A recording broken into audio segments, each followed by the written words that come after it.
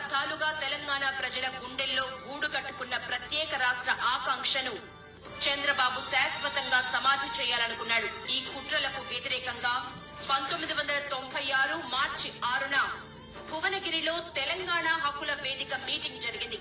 దాంతో చంద్రబాబు వెన్నులో వణుకు పుట్టింది. ఆ క్రమంలోనే 1990 అప్పుడు ఇప్పుడు ఎందుకు వణుకు పుడుతుంది?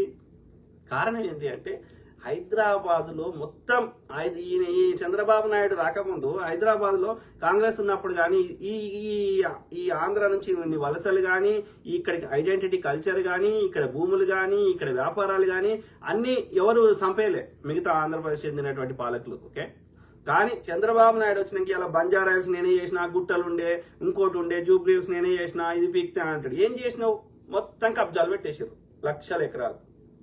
ఇవాళ అది 100 కోట్లకి ఎకరం ఉంది అంటాడు. ఎవరి చేయాలి ఉంది? నీ చేయాలి ఉంది, సెటిలర్స్ చేయాలి ఉంది, మా చేయాలి ఎందుకుంది? సో దోసుకున్నారు మీరు, కాబట్టే మీకు భయం ఉంది. అన్ని పెట్టకథలు చెప్తాడు. గద్దర్పై కాల్పులు జరిగాయన్న వాదనలున్నాయి. ఈ పరిణామాలతో జై తెలంగాణ అనడానికి కూడా భయపడే పరిస్థితిని చంద్రబాబు ప్రభుత్వం కల్పించింది. దాంతో తెలంగాణ జెండా ఎత్తడానికి కూడా ఎవరూ సాహసించలేదు. ఇట్లాంటి అప్రజాస్వామిక వాతావరణంలో దిక్కులు పిక్కటిల్లేలా జై తెలంగాణ అని మారోజు వీరన్న గొంతెత్తాడు. తెలంగాణ కోసం తొలిసారిగా గలమెత్తిన వీరన్న త్యాగానికి ప్రత్యేక రాష్ట్రంలో సరైన గుర్తింపు దక్కకపోవడం విషాదం. సో ఇట్లా చెప్పుకుంటూ పోతే చంద్రబాబు నాయుడు చాలా లంగ కథలు ఉన్నాయి. ఓకే, మళ్ళీ నీతులు చెప్పకండి సార్ దయచేసి, మీకు దండం పెడతా. ఓకే, ఏది 97లో జరిగింది గదరన్న మీద ఇది బుల్లెట్లు. సో ఈ దుర్మార్గుడి యొక్క ఇది ఉన్నది.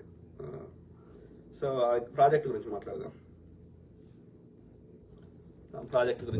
అయితే ఈ ప్రాజెక్ట్ ఏంటంటే, ప్రాజెక్ట్ గురించి మాట్లాడే ముందు ఈ లంగరాజుకి ఏం చేస్తున్నారు ఈ ప్రాజెక్ట్ విషయంలో, మళ్ళీ ఇప్పుడు మాట మారుస్తున్నారు. ఇది తెలియదు. ఇవాళ ఏంటి అంటే, ఒకటి పోలవరం కట్టే ప్రయత్నం అది ఎప్పటి నుంచో ఉన్నది, ఎప్పుడైతుందో తెలియదు. కానీ పోలవరం అనేది ఒక పెద్ద project.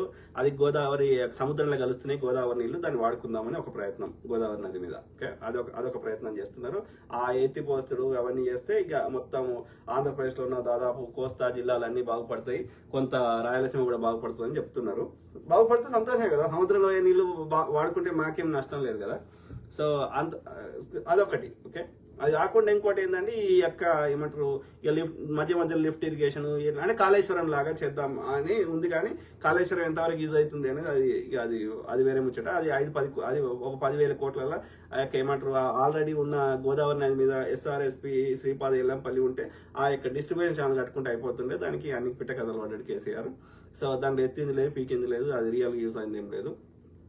Except water distribution SRSP Yellampalli నుంచి వాటర్ డిస్ట్రిబ్యూషన్ తప్ప ఈయన ఎత్తిపోసి పీకింది ఏం లేదు ఆడకొద్దగా.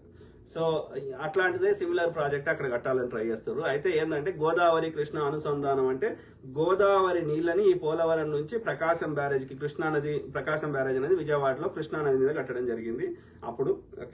ప్రకాశం పంతులు ఆ టైంలో.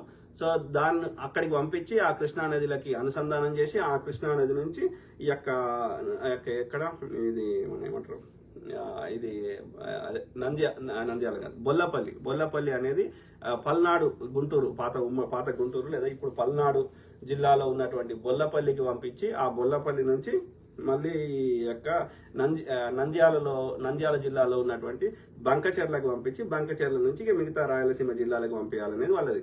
ఇవన్నీ పంపించాలంటే మధ్యలో నీళ్లు ఉట్టినే ఎత్తరాదు కాబట్టి మధ్యలో ఈ యొక్క ఏమంటారు చిన్న చిన్న అడ్డుకట్టలు వేసి అక్కడ నుంచి లిఫ్టులు పెట్టి అట్లా పంపించాలి. దానికి ఒక 1400 నుంచి 3000 మెగావాట్ల విద్యుత్తు, 80,000 కోట్ల ప్రాజెక్టు, ఇట్లా ఇవన్నీ డిఫరెంట్ ఉన్నది అన్నట్టు. అట్లనే పోతిరెడ్డి పాడు అనేది అది కృష్ణానది మీద అది కట్టి అది రాయలసీమకు నీళ్లు పంపించాలని అది గతంలో జగన్ గారు చేసినది. సో ఇది అయితే ఈ బంకచెర్ల ప్రాజెక్ట్ అనేది Bankacherla lift scheme, Bankacherla link scheme దాని పేరు. ఓకే, సో అది వాళ్ళ ప్లాన్ అన్నట్టు. గోదావరి నీళ్ళని ఈ రాయలసీమకు పంపించాలి. అంటే కృష్ణా నది యొక్క ఉపనది అయినటువంటి పెన్నా ఈ యొక్క రాయలసీమ పరిసర ప్రాంతాల్లో ఉంది. కృష్ణాకి పంపిస్తే కృష్ణా నుంచి అక్కడికి పంపించవచ్చు ఈ లిఫ్టుల ద్వారా అనేది. ఆ క్రమంలో వాళ్ళు 2 మెయిన్ పెద్ద ఈ లిఫ్టులు కాకుండా పెద్ద రిజర్వాయర్లు, ఒకటి ఈ బొల్లపల్లి దగ్గర ఈ పల్నాడు జిల్లాలో, అట్లనే ఈ యొక్క బంకచెర్ల నంద్యాల జిల్లాలో కట్టాలనేది ప్లాన్ అన్నట్టు. ఓకే, సో ఆ క్రమంలో ఇక్కడ వివాదము అంటే ఒకటి దానికి డిపిఆర్ అంటే డీటెయిల్డ్ ప్రాజెక్ట్ రిపోర్ట్ కావాలి. ఇప్పటివరకు లేదు, లేకుండానే కట్టడం స్టార్ట్ చేసారు. అంటే ఇక్కడ డౌట్ వస్తుంది, నువ్వు 200 టీఎంసీలా 400 టీఎంసీలా ఇప్పుడేమంటారు, మాకు అట్లా ఏం లేదు, సముద్రంలో వేస్ట్ పోయే నీళ్ళే మేము తీసుకుంటామని అంటున్నారు.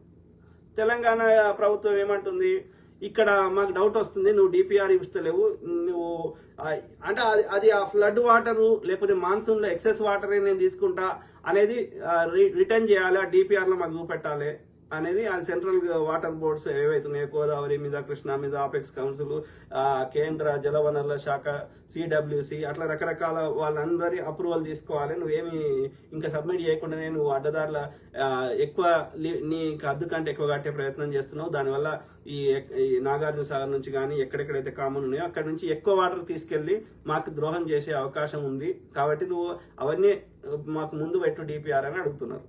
సో ఇప్పటివరకు అయితే డిపిఆర్ లేదు వాళ్ళ దగ్గర. ఓకే, మరి ఎప్పుడు చేస్తారో తెలియదు. So we are in the process అంటున్నారు. సో అక్కడ మోసం చేసి నీ గత చరిత్ర మంచి లేదు కాబట్టి నువ్వు మోసం చేస్తావన్న భయము ఉన్నది కాబట్టి నువ్వు అవన్నీ డీటెయిల్స్ పెట్టమని అడుగుతున్నారు. ఓకే.